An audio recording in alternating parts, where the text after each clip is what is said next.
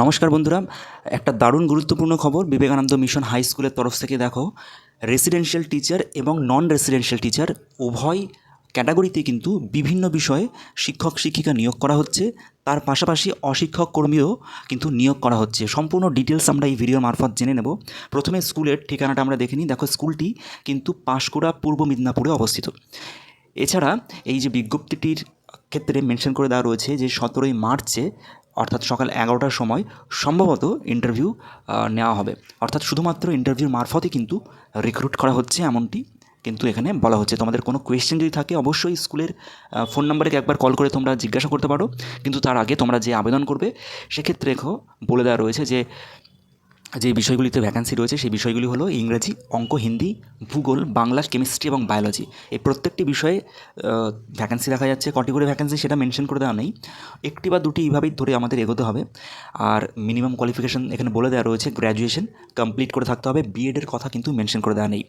আবেদন করার ক্ষেত্রে যে সমস্ত ডকুমেন্টস লাগবে সেগুলি বলে দেওয়া রয়েছে। অ্যাপ্লিকেশন একটি লাগবে, অর্থাৎ তোমাদের নিজের হাতে একটা অ্যাপ্লিকেশন লিখতে হবে যে তুমি এই বিষয়ে আবেদন করতে চাইছো স্কুলের হেডমাস্টারকে উদ্দেশ্য করে। তারপর তার সাথে তোমাদের সিভি, এডুকেশনাল বিভিন্ন সার্টিফিকেট এবং আইডি প্রুফ অরিজিনাল এবং জেরক্স কপি উভয়ই তোমাদের কিন্তু ইন্টারভিউর দিন নিয়ে যেতে হবে। এখানে আবেদন করতে হবে, অর্থাৎ ইন্টারভিউর দিন তোমাদের নিয়ে যেতে হবে। এছাড়া এই সমস্ত ডকুমেন্টস সহ তোমাদের অ্যাপ্লিকেশনটি স্ক্যান করে তোমরা জিমেলে অর্থাৎ ইমেল মারফতও কিন্তু পাঠিয়ে দিতে পারো স্কুলের, যেটা উপরে প্রোভাইড করে দেওয়া রয়েছে। ইংলিশে যদি তোমাদের কমিউনিকেশন ভালো থাকে তাহলে অগ্রাধিকার পাবে, সেটা এখানে মেনশন করে দেওয়া রয়েছে। এবং কম্পিউটারের নলেজ যদি থাকে তাহলে তো অবশ্যই ভালো। এই যে আলোচনাটি করলাম আমরা, এটা রেসিডেন্সিয়াল স্কুলের অর্থাৎ রেসিডেন্সিয়াল টিচার হিসেবে রিক্রুট করা হবে, সেই আলোচনা আমরা এখানে করলাম।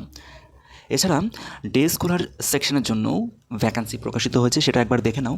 দেখো, সেক্ষেত্রে ইংরাজি টিজিটি ইংরাজি প্রাইমারি সেকশনে একটি করে ভ্যাকান্সি রয়েছে।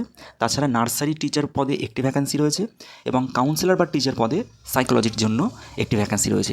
এই প্রত্যেকটি ক্ষেত্রে কিন্তু বিএড অথবা ডিএলএড, যেগুলো প্রাইমারি বিভাগ সেক্ষেত্রে ডিএলএড প্রয়োজন, এখানে মেনশন করে দেওয়া রয়েছে। এছাড়া নন টিচিং যে post, AC technician, automobile technician এবং প্লাম্বার, এই পদগুলির ক্ষেত্রেও একটি করে ভ্যাকান্সি দেখা যাচ্ছে। এক্ষেত্রে আইটিআই বা ইকুইভ্যালেন্ট যদি তোমাদের কোনো ডিগ্রি থাকে তাহলে আবেদন করতে পারবে। তোমাদের ডকুমেন্টস এক্ষেত্রেও একই রকম, তোমাদের একটি অ্যাপ্লিকেশন লিখতে হবে, তার সঙ্গে ফটো অ্যাটাচ করতে হবে, তোমাদের সিভি, এডুকেশনাল সমস্ত সার্টিফিকেট, আইডি প্রুফ অরিজিনাল এবং জেরক্স কপি ইন্টারভিউর দিন নিয়ে হাজির হতে হবে। এক্ষেত্রে 19শে মার্চের কথা বলে দেওয়া রয়েছে।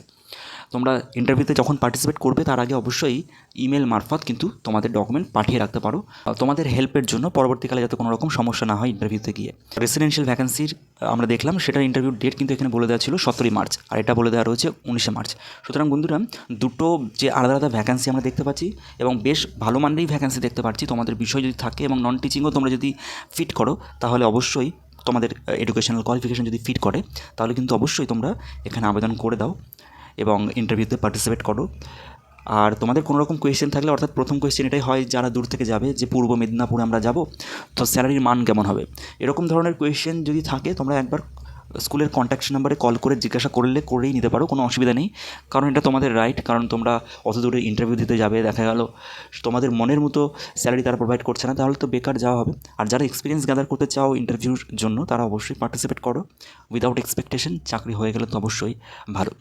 বন্ধুরা, এরকম ছোটো বড়ো বিভিন্ন আপডেট পেতে আমাদের চ্যানেলটি সাবস্ক্রাইব করে যুক্ত থাকো। দেখা হচ্ছে পরের আপডেটে, ততক্ষণের জন্য ভালো থেকো, সুস্থ থেকো, টাটা।